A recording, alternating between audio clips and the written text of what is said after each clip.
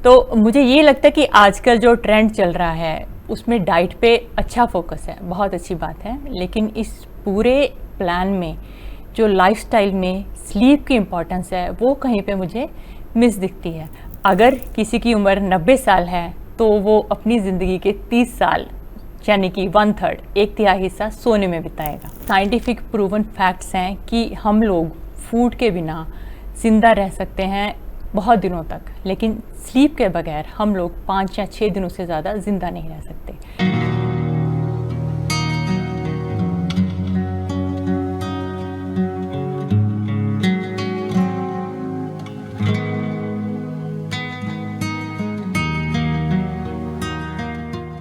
नमस्कार, D5 channel Hindi देख रहे दर्शकों का मैं वंदना स्वागत करती हूँ। आज एक बार फिर हमारे स्टूडियो में मौजूद हैं डॉक्टर अनुपम दीप आज़ाद और आज हम उनसे बातचीत करेंगे सोने के बारे में, सोना यानी कि नींद यानी कि स्लीप के बारे में। डॉक्टर आज़ाद, आपका बहुत बहुत स्वागत है हमारे इस प्रोग्राम में। नमस्कार वंदना जी, थैंक यू सो मच। नमस्कार सब दर्शकों को, मेरी नमस्कार। डॉक्टर अनुपम, आप आज हमें ये बताइए कि सोना यानी कि स्लीप हमारे लिए क्यों ज़रूरी है? जी वंदना जी, असल में मेरी प्रैक्टिस में मेरे पास बहुत सारे पेशेंट ऐसे आए हैं कि जो बहुत ही अच्छा लाइफस्टाइल यूज़ कर रहे हैं। लाइफस्टाइल का मतलब कि वो डाइट अच्छी लेते हैं, सुबह ब्रह्म मुहूर्त में उठते हैं, लेकिन फिर भी वो एक दिन मेरे पास आके बहुत निराश होकर बैठते हैं कि हम लोगों ने ऐसा क्या मिस कर दिया कि हम लोगों को कोई बीमारी हो गई, थायराइड हो गया, ओबेसिटी हो रही है और कई तरह की बीमारियां पकड़ ली। तो उन लोगों को समझ में नहीं आता। तो मुझे ये लगता है कि आजकल जो ट्रेंड चल रहा है उसमें डाइट पे अच्छा फोकस है, बहुत अच्छी बात है। लेकिन इस पूरे प्लान में जो लाइफस्टाइल में स्लीप की इम्पोर्टेंस है वो कहीं पे मुझे मिस दिखती है। तो आज मैंने इसीलिए ये टॉपिक चुना कि हम लोग स्लीप के बारे में बात करेंगे, यानी कि अच्छी नींद कैसे लें। तो इसके पहले सबसे पहले हम लोग को ये जानना ज़रूरी है कि स्लीप इम्पॉर्टेंट क्यों है। कुछ फैक्ट्स एंड फिगर्स मैं आपको बताती हूँ। अगर किसी की उम्र 90 साल है तो वो अपनी ज़िंदगी के 30 साल यानी कि 1/3 एक तिहाई हिस्सा सोने में बिताएगा। अगर हम लोग 3 इंसानों को लें और एक को बोलें कि तुम्हें 24 घंटे पानी नहीं मिलेगा, एक को बोलें कि 24 घंटे तुम्हें भोजन नहीं मिलेगा और तीसरे को बोलें कि 24 घंटे तुम्हें सोना नहीं है, तो आप बताइए कौन सा इंसान सबसे ज़्यादा परेशान रहेगा? जाहिर है कि जो सोएगा नहीं वो ज़्यादा परेशान रहेगा। और इसी तरह से साइंटिफिक प्रूवन फैक्ट्स हैं कि हम लोग फूड के बिना ज़िंदा रह सकते हैं बहुत दिनों तक, लेकिन स्लीप के बगैर हम लोग 5 या 6 दिनों से ज़्यादा ज़िंदा नहीं रह सकते। सो अगर एक तरह से सोचा जाए तो अच्छे फूड से ज़्यादा एक अच्छी स्लीप ज़रूरी है। और वैसे भी सोचने की बात है, जो काम हम लोग अपनी ज़िंदगी का 1/3 हिस्सा करते हैं उसके बारे में नॉलेज होना और वो अच्छी होना बेहद ज़रूरी है। तो इसमें अगर आपको मान लीजिए किसी को किसी दिन नींद नहीं है तो अगले दिन आपका क्या हाल होता है, आपने देखा ही होगा। इरिटेबिलिटी रहती है, हम लोग एंग्शियस रहते हैं, गुस्सा बहुत जल्दी जल्दी आता है, आपका जो रिएक्शन टाइम है वो स्लो हो जाता है, जो कॉग्निटिव पावर होती है, सोचने समझने की शक्ति, वो भी कम हो जाती है, जो इम्यूनिटी है वो लो होने लगती है। तो इस तरह की चीज़ें अगर हम लोग प्रॉपर स्लीप नहीं लगेंगी तो उसमें हम लोगों को ये परेशानियां होंगी। क्या नींद के लिए निश्चित समय होना चाहिए? कहने का मतलब घंटे निश्चित होने चाहिए और उम्र के हिसाब से भी नींद लेनी चाहिए, यानी कि बच्चों के लिए सोने के घंटे अलग होते हैं, बुजुर्गों के लिए अलग, ऐसा ही कुछ मापदंड है? जी हाँ, जो बच्चे होते हैं क्योंकि उनको बढ़ना होता है इसलिए उनको नींद की ज़्यादा ज़रूरत होती है। इसी तरह बुज़ुर्ग जो फ्रेजाइल होते हैं उनको भी नींद की ज़्यादा ज़रूरत होती है। लेकिन आज हम लोग का जो मेन एम्फेसिस होगा वो एक एडल्ट का होगा। जो इंसान डेली 9 से 5 की नौकरी कर रहा है वो अपनी स्लीप को कैसे मैनेज करे उसके बारे में हम लोग आज मेन बात करेंगे। आपके हिसाब से एक एडल्ट को कितने घंटे सोना जरूरी होता है? एक जो एडल्ट है उसको जो है 7.5 घंटे सोना ज़रूरी होता है। बॉडी नींद को कैसे रेगुलेट करती है? जो बॉडी के नींद को रेगुलेट करने के मैकेनिज़्म हैं वो हम लोग दो में डिवाइड करते हैं। उसमें एक को बोलते हैं स्लीप ड्राइव और दूसरा होता है स्लीप रिदम। जो स्लीप ड्राइव होती है वो जो एक केमिकल होता है जिसका नाम है एडिनोसिन, उसके द्वारा होती है। हमारे ब्रेन में रिसेप्टर्स होते हैं जो एडिनोसिन को कैच करते हैं। जैसे दिन निकलता है, सुबह होती है, हम लोग काम करना शुरू करते हैं, फिर धीरे धीरे थकते हैं, बॉडी की एनर्जी डाउन जाने लग जाती है, तो जो एडिनोसिन के रिसेप्टर हैं ब्रेन में वो धीरे धीरे भरने शुरू हो जाते हैं। तो एक टाइम आता है कि वो जो रिसेप्टर है वो पूरी तरह से भर जाएगा और हम लोग टोटली स्लीपी हो जाएंगे और सोना चाहेंगे। लेकिन आजकल जो हम अपना लाइफस्टाइल है उसमें क्या होता है कि हम लोगों का जो मेंटल वर्क है वो बहुत ज़्यादा है और फिज़िकल वर्क है वो बहुत कम है। तो लोगों को जो स्लीप ड्राइव में इसी कारण दिक्कत आती है। आपने अक्सर नोट किया होगा कि नींद को भगाने के लिए हम लोग चाय या कॉफ़ी का यूज़ शुरू करते हैं। इसका जो बेस है वो स्लीप ड्राइव में ही है, क्योंकि जो कैफीन का मॉलिक्यूल है वो एडिनोसिन के मॉलिक्यूल से मैच करता है। और जब भी हम लोग चाय या कॉफ़ी लेते हैं ये ब्रेन रिसेप्टर में आके भरना शुरू हो जाता है और एडिनोसिन को पीछे छोड़ देता है। इसलिए हम लोग जब कैफीन लेते हैं तो ब्रेन को अलर्टनेस फील होती है, लेकिन इसको हम लोग कोई राइट मेथड नहीं बोलेंगे, ये जगने का कोई अच्छा तरीका नहीं है। तो स्लीप ड्राइव को आपने अच्छा रखना है तो कैफीन वाला इज़ अ बिग नो, इसको नहीं करना चाहिए। और अपने जो लाइफस्टाइल में आपकी फ़िज़िकल एक्टिविटी ज़रूर होनी चाहिए। अब हम लोग आते हैं दूसरे नंबर के मेथड पे, वो है स्लीप रिदम। जो स्लीप रिदम है ये सिरकैडियन रिदम से जुड़ी हुई है। सिरकैडियन रिदम का मतलब कि जैसे हमारी जो धरती है ये अपने धुरी पे चक्कर लगा रही है, तो कभी कभी हम सूरज के आगे आते हैं, कभी कभी हम सूरज के पीछे हो जाते हैं। इसी तरह से दिन और रात होती है। सो जब रात होती है, ठंडक होती है और डार्क होता है, तो ऐसे में एक मॉलिक्यूल सिक्रीट होता है जिसको बोलते हैं मेलाटोनिन। जो मेलाटोनिन है ये हमारी स्लीप रेगुलेट करता है। फिर बात करें अपने लाइफस्टाइल के बारे में। रात में हम लोग क्या करते हैं, मोबाइल ऑन होता है, तेज़ लाइट जो है आंखों में पड़ रही होती है, तो इतनी जो ब्राइटनेस में है जो मेलाटोनिन के लेवल जो है वो डिक्रीज़ हो जाते हैं और स्लीप जो है उसकी रिदम भी बहुत डिस्टर्ब हो जाती है। तो ये भी बड़ी एक रॉन्ग प्रैक्टिस है, इसको भी नहीं करना चाहिए। यहाँ मैं आपसे ये जानना चाहूँगी कि अक्सर लोग मोबाइल इसलिए उठाते हैं कि हमें नींद नहीं आ रही थी। नहीं, ये असल में उल्टा है। वो मोबाइल उठाते हैं इसलिए उनको नींद नहीं आती है। फिर तो लोगों को नाइट शिफ्ट भी नहीं करनी चाहिए। देखिए, अगर स्टडीज़ को देखा जाए तो नाइट शिफ्ट वाकई नहीं करनी चाहिए। ये बात सच है कि नाइट शिफ्ट जो लोग करते हैं वो ज़्यादा बीमार होते हैं। अगर अभी नहीं है तो एक स्टेज आएगी कि जब वो बीमारी उनको पकड़ेगी। तो नाइट शिफ्ट जो है वो रिकमेंडेड नहीं है। सिरकैडियन रिदम के अकॉर्डिंगली हम लोगों को नाइट शिफ्ट नहीं करनी चाहिए, उन्हें अवॉइड करना चाहिए। आपके हिसाब से क्या नींद का कोई साइकिल होता है? जी हाँ वंदना जी, हम लोग आगे यही डिस्कस करेंगे कि नींद की जो हैं वो स्टेजेस होती हैं। ऐसा नहीं है कि हम लोग रात में लेट गए और जो नींद है एक फ्लैट लाइन में चलेगी, ऐसा बिल्कुल भी नहीं है। हम लोगों की जो नींद है वो 5 साइकिल्स में होती है और हर एक साइकिल जो 90 मिनट का होता है और हर एक साइकिल की 5 स्टेजेस होती हैं। सो मैं फिर से रिपीट कर रही हूँ, 90 मिनट के 5 साइकिल, हर एक साइकिल की 5 स्टेजेस। अब इन स्टेजेस के बारे में बात करेंगे। इनके बारे में जानना बेहद ज़रूरी है। जो सबसे पहली स्टेज है वो आती है एक सिंपल अल्फा स्टेट। ये हम लोगों के एक साइकिल का 2% होती है। इसमें हम लोग बेड पे लेटते हुए हल्का सा स्लीपी और डिज़ी महसूस करते हैं। जो हम लोगों का जो सेंसरी शटडाउन शुरू हो जाता है, हम लोग सोने की तरफ बढ़ते हैं। ये होती है स्टेज 1। स्टेज 2 होती है जो बॉडी की रेगुलर मेंटेनेंस की स्टेज है। ये जो स्लीप साइकिल का 50% होती है। इसमें जो बॉडी के मैकेनिज़्म हैं, जैसे कि कॉन्शियस माइंड तो शट हो गया, अब सबकॉन्शियस माइंड है उसको काम करना है। तो उसमें जो हमारा बीपी है, हमारी जो सांस चल रही है, जो डाइजेशन हो रही है, इन सब को जो रेगुलेट करना है वो इस स्टेज में प्रॉपरली शुरुआत हो जाता है, सबकॉन्शियस माइंड एक्टिव हो जाता है। अगली स्टेज वंदना जी बहुत ही इम्पॉर्टेंट स्टेज है, मैं इसके बारे में एम्फेसिस देना चाहूँगी। स्टेज नंबर 3 और स्टेज नंबर 4 ये फिज़िकल रिस्टोरेशन की स्टेज है।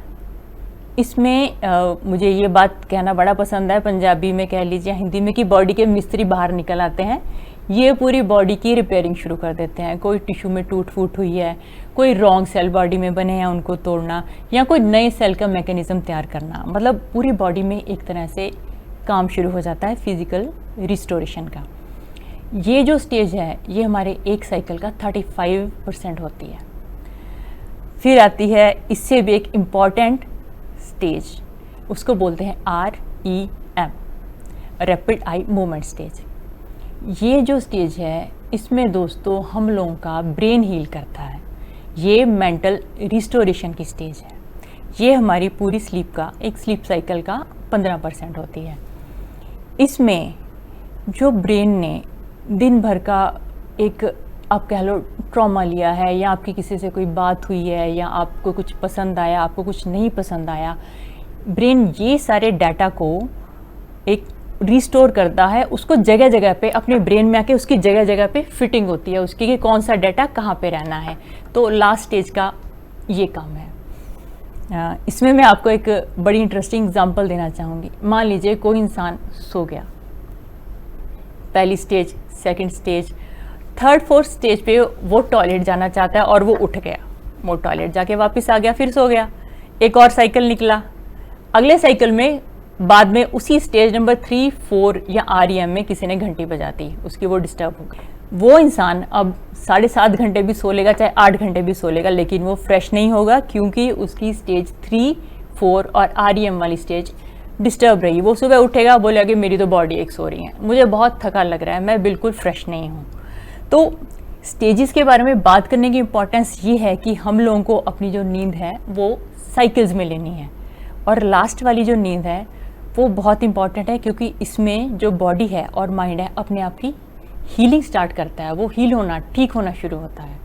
तो इसलिए स्टेजेस की इम्पोर्टेंस है, इनको समझना बेहद ज़रूरी है।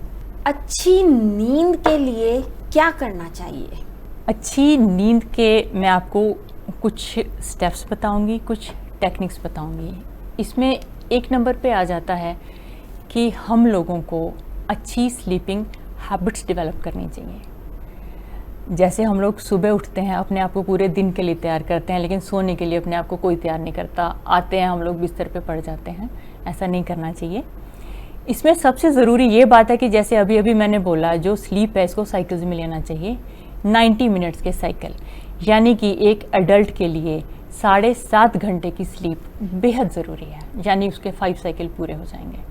अगर आप बहुत बिजी हैं तो आप 4 साइकिल यानी कि 6 घंटे भी पूरे कर सकते हैं। लेकिन ये काम सिर्फ वो इंसान करे जो रूटीन में एक साधक है, योगा और मेडिटेशन कर रहा है, क्योंकि जो योगा है वो आपको फिजिकल रिस्टोरेशन में हेल्प करेगा, और जो मेडिटेशन है वो आपको मेंटल रिस्टोरेशन में हेल्प करेगी। तो आपकी एक स्टेज कम हो सकती है। कुछ लोग जो है 4.5 घंटे 3 साइकिल्स पे जाने की भी कोशिश करते हैं, लेकिन ये बिल्कुल भी रिकमेंडेड नहीं है, ऐसा आपको नहीं करना चाहिए।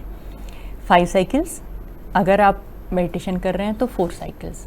और यहाँ पे एक और बात बताने वाली है कि जो फीमेल्स हैं उनके लिए 5 साइकिल्स इंपॉर्टेंट हैं। उनकी बॉडी स्ट्रक्चर ऐसी है कि उनको 5 साइकिल्स ही लेने हैं, उनको 7.5 घंटे की नींद लेनी है। तो ये पहला पॉइंट हो गया।